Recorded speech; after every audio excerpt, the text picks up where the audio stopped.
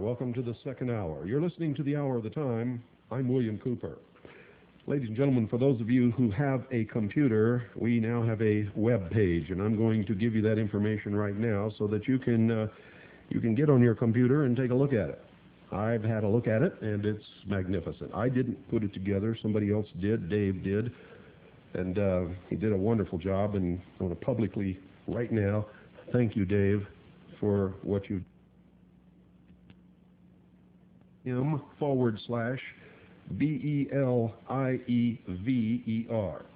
That's http://www.telepath.com/believer. Once again, http://www.telepath.com/believer.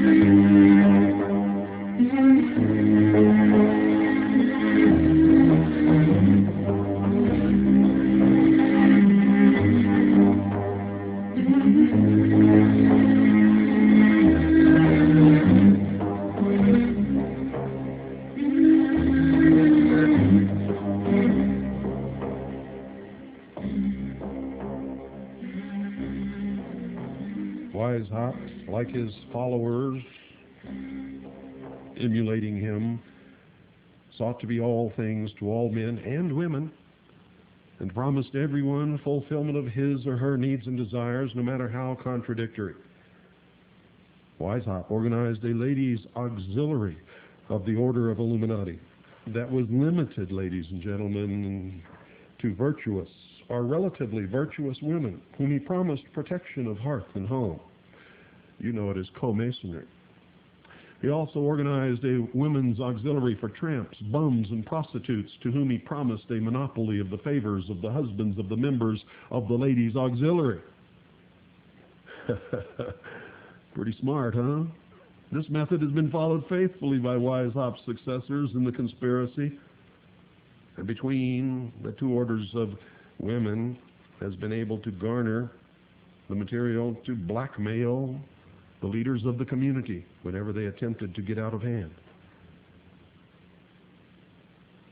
Several members of groups offered Weishaupt special problems. The Protestant princes and rulers of Germany and Europe were delighted with Weishaupt's plans to destroy the Catholic Church, and they flocked to the order.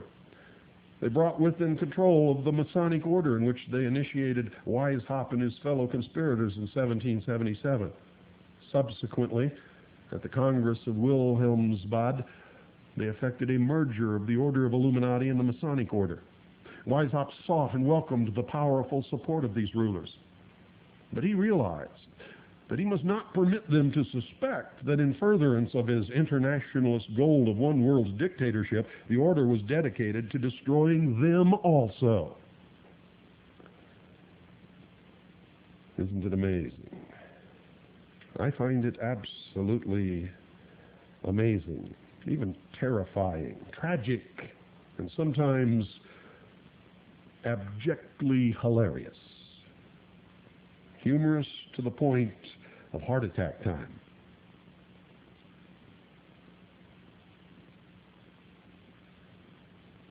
Weishaupt craftily solved this problem by limiting the princes and rulers to the lower degrees and barring them from the knowledge of the true purposes of the order that were revealed cautiously only to those in the higher degrees. Renegade Jesuits, whom Weishaupt initially welcomed, then rejected, and finally welcomed once again into the order, and Jews, who were initially rejected and later were welcomed, also constituted special problems. Eventually, however, Weishaupt and his successors welcomed into the order these groups and all others that could be trusted to be thoroughly discontent with the prevailing order, and he learned how to manipulate and control them all. Each different group thinking that they were working their own agenda for their own furtherance of their own happiness. Never caught on, not even to this day, that they are manipulated for the furtherance of the order of Illuminati, according to Weishaupt's plans and for no other agenda.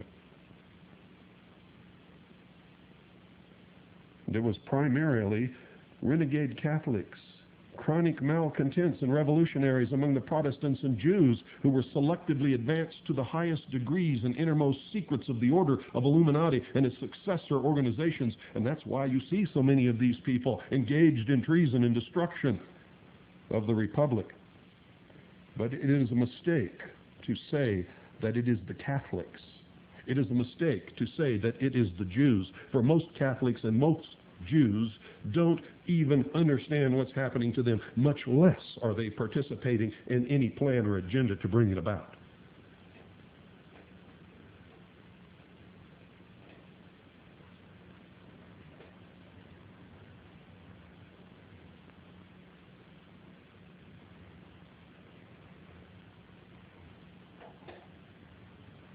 In time, crafty, cunning use was made of the Jews by the Illuminist conspirators.